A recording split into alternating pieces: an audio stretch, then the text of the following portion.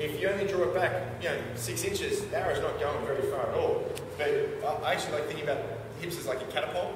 So, if I was going to shoot a rock somewhere, and so the rock's centered right here, if the hips just go back here flat, it's just going to fall there. If instead I pull down and back, and then release it, it's going to travel, it's up and out a little bit, but it's going to travel a lot further.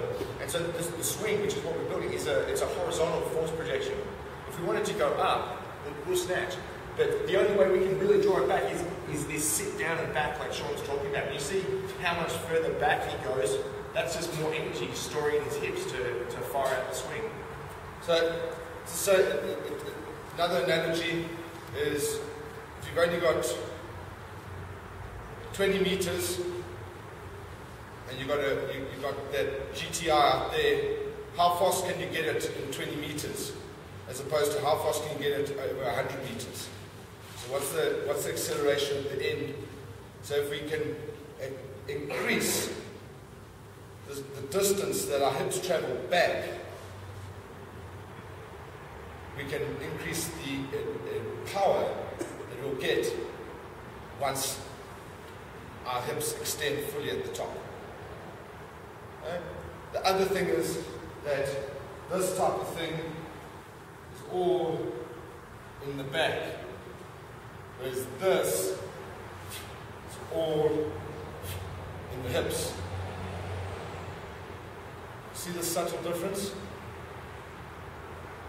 Those little things, it's like Pareto's law. You can do 80%, but only get 20% of the results. But it's the last 20% that gives us the 80% of the results. So it's those little things that you've got to watch for. So try sit back,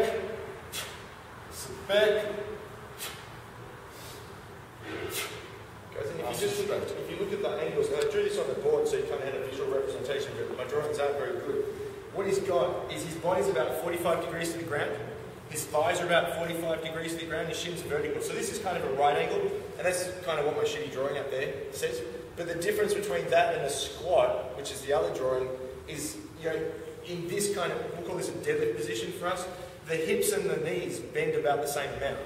Okay, whereas if he's going to squat, see the knees flex a lot more?